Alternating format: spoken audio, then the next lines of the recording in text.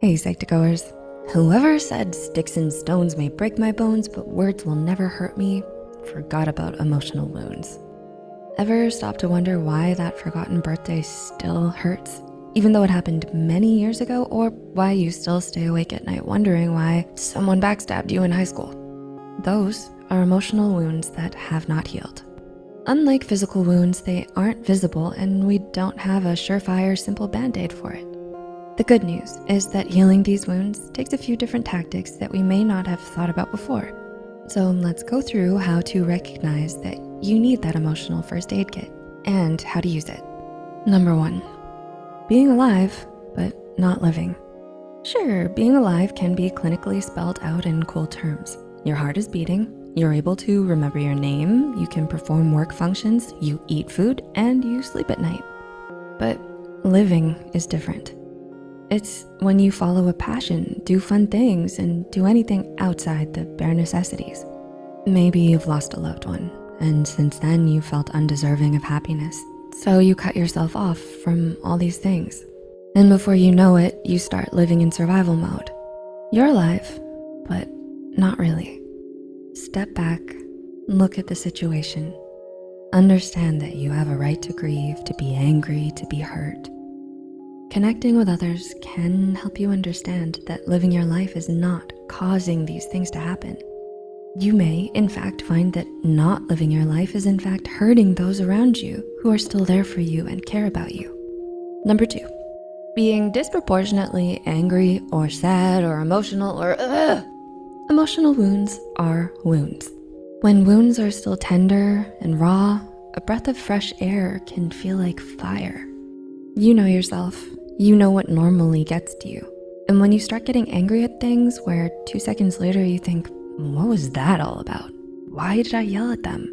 That's a sign of a possible wound that needs attending.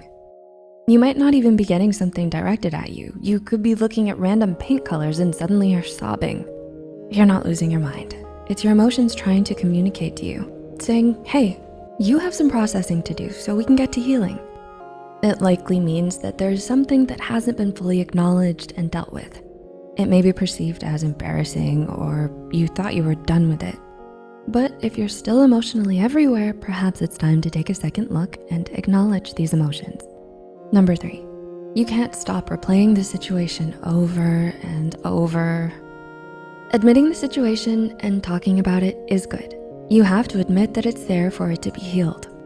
But if you keep talking about it without direction or purpose and on repeat, it's gone from helpful to harmful. So when talking about the situation or assessing it, always ask yourself, what am I getting out of talking about it? Is there something I still don't understand that will help me move to the next step?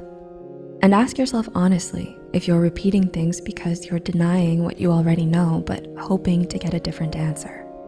This is not closing a wound, it's reopening it and undoing all the hard work you've done before. Number 4, self-growth stunted by fear. Part of living or experiencing life is continuing to grow. Learn and reach out. Being hurt emotionally can make you hyper-aware of other intense emotional opportunities. For example, if you were in a harmful relationship, you may stop getting into relationships where you feel deep emotions. But you're robbing yourself of the life you deserve if you do this. You deserve to learn and grow despite the ups and downs that have come. It's normal to fear the unknown and the what if, but having the courage to grow anyhow is worth it. We're not saying don't fear, because that's inhuman. It's how you deal with it that matters. Understand your fear and recognize that the bad thing is not the only option that will happen.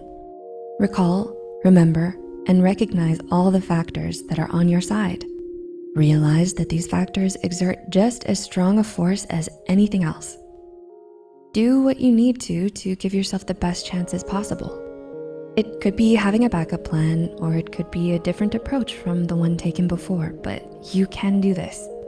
And number 5, sleep schedule. What sleep schedule? Have you been losing sleep? Even when you haven't been downing caffeine or stay awake meds? If so, something is going on emotionally. Ironically, getting good sleep is one of the things that will assist with healing that wound. So, tackle this by getting yourself an honest-to-goodness routine. That's right, sleep prep. Here are a few suggestions to get you started making your own personalized routine.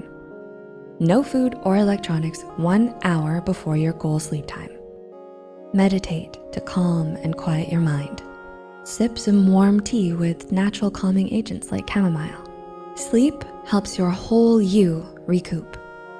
Persistence and courage are required to heal emotional trauma. Many of us can agree that emotional trauma cuts deeper and lasts longer than most physical injuries. With something so complex, it's easy to feel like we have no choice but to hurt forever. But that's not true. If we can choose to put in the time and the effort, we can choose to heal, and we don't have to do it alone. To navigate this journey, it's normal and even encouraged to speak to the guidance of a seasoned professional. You are worth the time and effort. Don't rob yourself of the best life you could live. How do these points resonate with you? Please feel free to comment and discuss any methods you've tried or things you're puzzling over. Thanks so much for watching, and we'll see you soon.